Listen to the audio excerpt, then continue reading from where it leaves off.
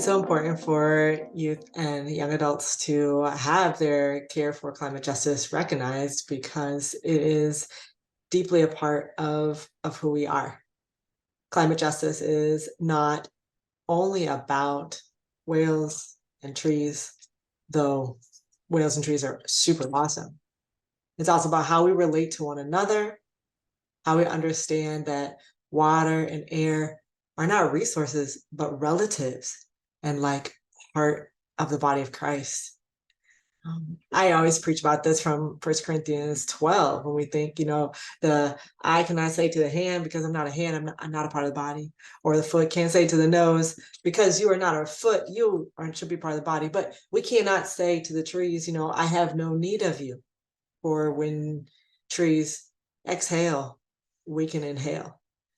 And when we exhale, trees inhale. So trees are the lungs of the planet. And thinking about our faith in the context of care for creation and the ways that creation cares for us as creation are all interconnected. And so I think it's really cool to have a chance to talk about these themes, because when seeing ourselves as part of the body of Christ that is this world, everything changes.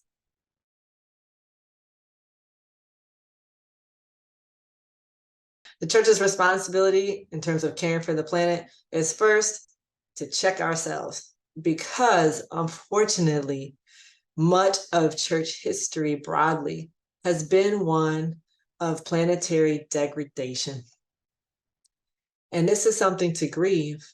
Learning more about how the history happened and ways it could have gone differently at different moments will give us insight about the future that we want to see, a future that God is calling us towards, which is a restored creation with health for communities and the places in which they live and interact.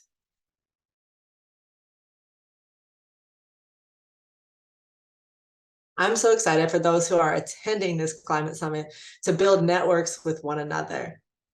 Mycelium and other rhizomatic entities, they move through networks of soil, sending signals to one another.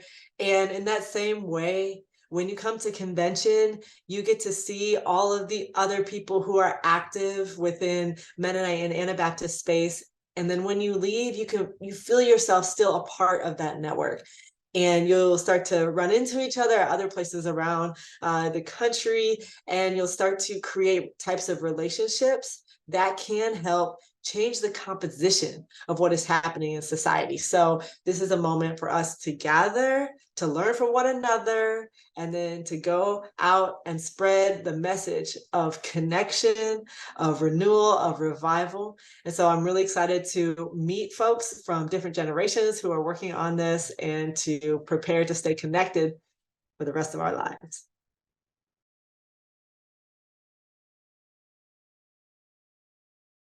It's true. I study toilets, both the ritual and the receptacle. Basically, we have a major sanitation crisis going on this planet. On one hand, 2 out of 5 people don't have a place to poop in peace. No porta potty, no box.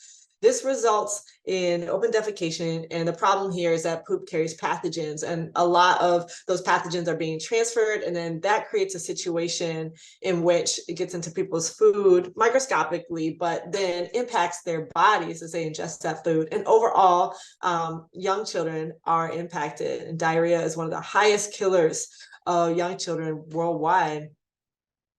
And on the other hand, there is like a flush and forget mentality and a cavalier use of resources when it comes to the toilet, which is the most resource consumptive, water consumptive specifically, type of technology in the home.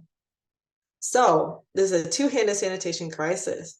And it will take a lot of reorientation, a lot of work together to figure out how we can move towards ecological sanitation, or ways to keep ourselves safe, separating the pathogens from food, but at the same time, not utilizing our relatives of water and other like very heavy industrial ways of handling it. However, we can't really do these experiments and what the future could hold in terms of ecological sanitation until we are willing to deal with our crap, until we're willing to talk about it.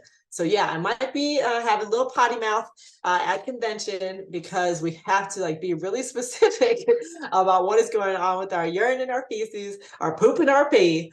And we can, as humans have since time immemorial, thought about how to return the leftover nutrients from our bodies to the earth in a peaceful manner. And specifically for people who are Mennonites, the sanitation crisis is killing more people than wars. And we are people that care about stopping war and stopping violence. And so paying attention to sanitation as well as paying attention to the other issues that we care about kind of all goes together. They don't have to compete. And so climate justice is like an umbrella term that helps us think together about the interconnected systems. And so, yes, I study the poop loop and, dealing with our crap literally and metaphorically.